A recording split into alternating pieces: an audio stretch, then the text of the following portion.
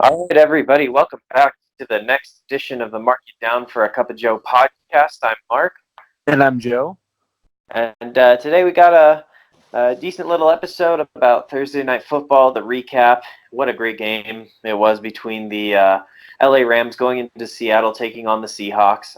A game which we officially are 1-0 this week for our pick'em, so Hey, let's pat ourselves on the back a little bit for this one. we're undefeated, Um, Mark. we are we are undefeated this week. I know. I'm sure that's going to change, but yeah, this was a really great game. Really atypical for a lot of primetime games, at least Monday night compared to the Thursday nights and all that kind of stuff. This was a really good game, and there's a lot to talk about. So we're just going to dive right into it. Just not waste too much time on this. Joe, what was the first thing you noticed? And obviously, Seattle won the game 30-29. So, what were some of the storylines or some things you noticed within the game? I think this one isn't going to be a very, like news breaking or crazy storyline, but Aaron Donald is a very, very good football player, my good friend. Um, from the very Shocking, breaking first news. from the very first snap to basically the end of the game, he was just wrecking havoc on that Seattle offensive line. I mean, it looked like they had number 63 of the Miami Dolphins in Oh there for no! all five starting positions. I mean, We're every not going to play go there.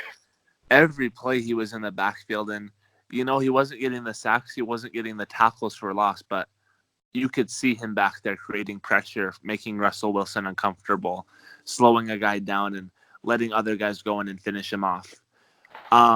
He may not be putting up the stats that he did in his, these past few years. I know he's not.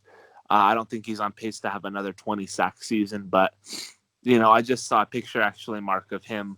It looked like being tripled or quadruple teamed on just one play. So that alone just shows you how good of a player he is. Yeah, absolutely. And I'm gonna go to the reverse side of that. You mentioned this guy's name, Russell Wilson, number 3 over there in Seattle. And officially, I'm going to be the president of the Russell Wilson for MVP bandwagon club for this year. And Wilson, instead of an S, it's going to be replaced with a number 3 because this guy, I can't. This was almost like a game. Like if I'm gonna take and liken it to like an NBA thing, it was almost like a Kevin Durant type game where Russell Wilson didn't necessarily have a ton of attempts, but he was so efficient, but also spectacular at the same time. Every time he dropped back to pass, you knew something good was going to happen, and he was making spectacular plays. Two that come to mind was back-to-back plays where on the one drive, Russell Wilson, he gets pressure, he rolls out to his right, throws this beautiful pass to Will Dissly, the tight end. And the very next play, drops back, rolls out to his left as a right-handed quarterback. As he's rolling out, flips around, fires a beautiful pass to the back of the end zone to Tyler Lockett, and it was textbook. And that was just the kind of night it was for Russell Wilson. 268 yards, 4 touchdowns, 11.7 average, and 17 of 23. So as you can see, he didn't really throw the ball a lot, but Russell Wilson was a dominant performer, and this guy has a legitimate MVP case going forward, especially now being almost in the driver's seat in that NFC West. Well, I'd like to point out too that he has yet to throw an interception this year, and his completion percentage before this game was hovering right around 72%, and I imagine it's gonna go up a little bit after a 16 for 23 performance. And we're seeing something special this year with Russell Wilson. He's always been good, and I still think his success this year is a little under the radar. But I think towards the end of the season, people are going to be a little bit surprised, when he has, 35 plus touchdowns thrown this year with, about a 70, I'd say about 68 completion percentage. I'll say right around there with, for about 4,000 yards, he's going to put together a nice little season for him. Oh yeah, no, I think he's going to put up close to 40 touchdowns. I could see that. And this is going to be the one last thing I'm going to say about Russell Wilson. I mean, we obviously know he was really efficient and he's been underrated for his career, but to really illustrate how good he was tonight, Russell Wilson was under constant duress from that Rams defensive line, be it Aaron Donald or whoever else was getting in the backfield. The guy only took 1 sack for 6 yard loss. I mean, that's how good Russell Wilson is at evading the pressure. Special quarterback, top 5 quarterback I've ever seen play football, and legitimate MVP case, and very good chance they win the division, I think. So let's move on, Joseph. What is the other thing that you noticed about this game? Something that really caught your attention? We've been talking about Russell Wilson. I want to draw my attention to another stellar offensive player that we saw earlier today, and his name is Todd Gurley. Over the first few games, I haven't been super impressed. It just seems like something was a little different with Todd Gurley. In this past game against the Bucks, he only got the ball 5 times. So, granted, they were playing behind most of that game, but this is the best player on offense, and they're only getting him the ball 5 times. And early in this game, they came out and wanted to run the football. You could see that. I remember on their first couple of drives, I think they'd run the ball like 6 times, and then they maybe only attempted 2-3 passes. They were really trying to get back to that offense that we've seen where they establish the run on first and second downs and set up for nice, easy third and shorts, which make Jared Goff comfortable. And we saw that earlier in the game. Todd Gurley looked really, really explosive. He looked like his old self. He was fighting off tacklers. He was stiff-arming people. He was really running hard. And he looked like a different running back to me this game. He looked like his old self a little bit. Yeah, I agree with you there. He wasn't, to me, he wasn't quite his old self, but he was pretty close.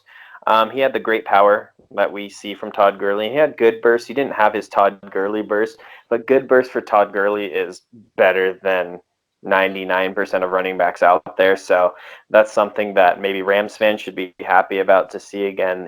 Todd Gurley coming to his old form. Yeah, absolutely. And the other thing I want to mention, one of the last things we're probably going to mention on this episode is Sean McVay is an offensive genius. We all know that, but his adjustments at halftime really kept this team off of life support because as we saw, the Rams were struggling to score points. I think a missed field goal and a fumble led to a lot of their points in the first half. But in the second half, he really found ways to get his tight ends and running backs more involved and exploit that Seattle defense, something that, conventional wisdom would say isn't necessarily the best thing with those stud linebackers they have. But, his adjustments to get the ball out of his hands, Jared Goff's hands quickly. And I think it was really telling that last play right before the missed field goal to lose the game. I mean, he had this beautifully designed play to his tight end to get solid 8 yards and put themselves in great position to win. So I am still concerned about Jared Goff. He didn't have the greatest of games. He didn't look horrible. But I think Sean McVay really makes this offense go, Joseph. Yeah, and I have to agree with you. Especially on the Jared Goff part. I really think, Mark, without Todd Gurley running for 100 yards a game, without Todd Gurley running the ball 20 times a game, I don't think we're going to see anything like the Jared Goff that we saw this past year. If Todd Gurley's not playing well, then Jared Goff isn't playing well. That whole offense, I think, thrives on whether or not they can run the football effectively with Todd Gurley.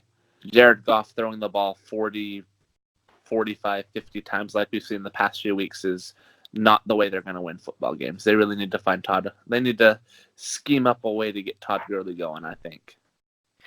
No, I agree with that. And if you're a Rams fan, I mean, buckle in. This guy's going to be your quarterback for the next, I don't know, however many years. You locked him in.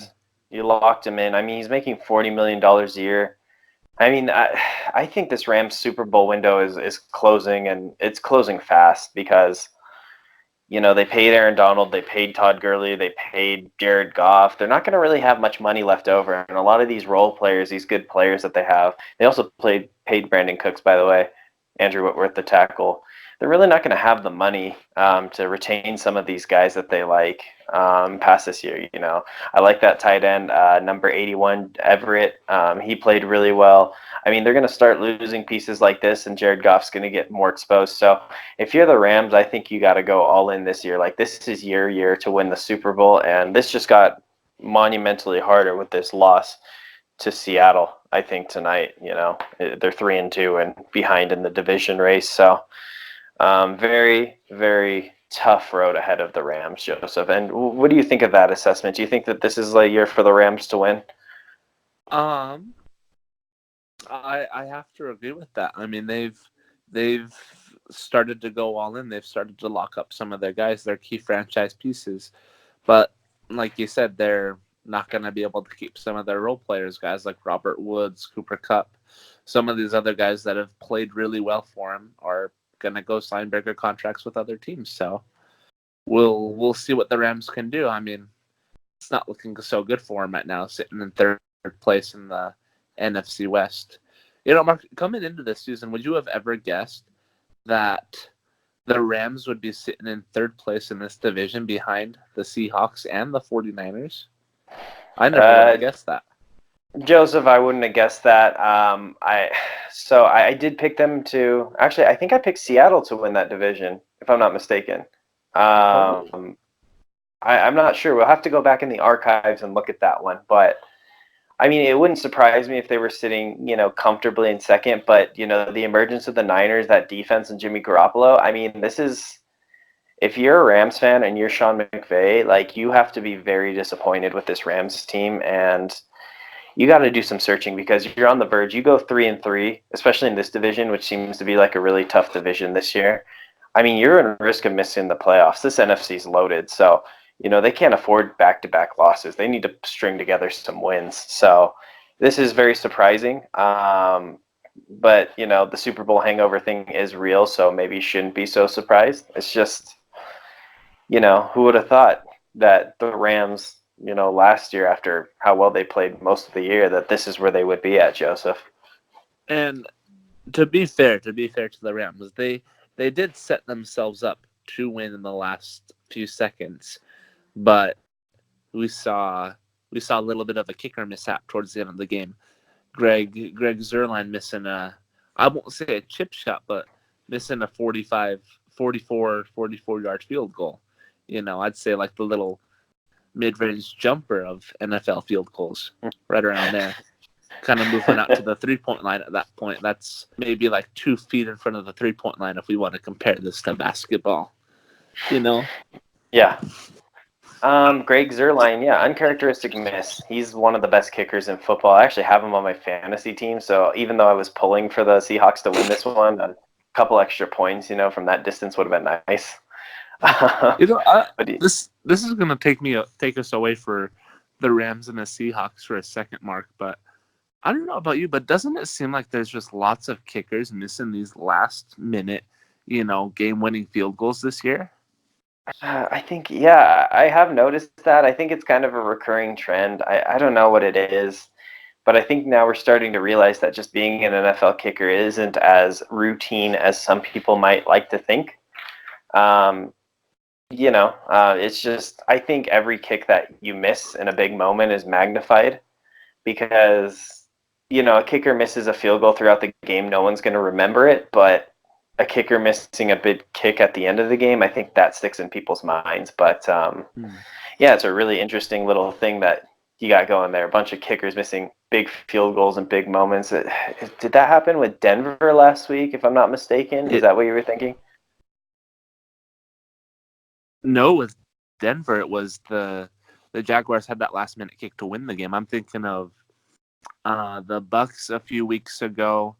And I feel there's a couple of more that I just can't remember off the top of my head. But It just seems like there's been more than usual this year.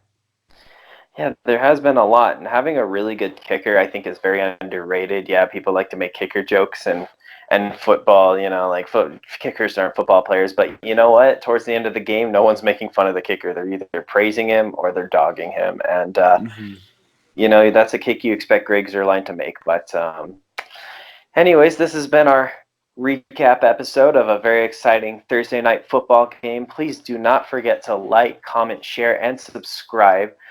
Find us on Facebook at Mark You Down for a Cup of Joe. Also on YouTube at Mark You Down for a Cup of Joe. All right. Anyways, we're going to sign off. This has been Mark. And this has been Joe. And we hope you guys have a good rest of your evening. Take care.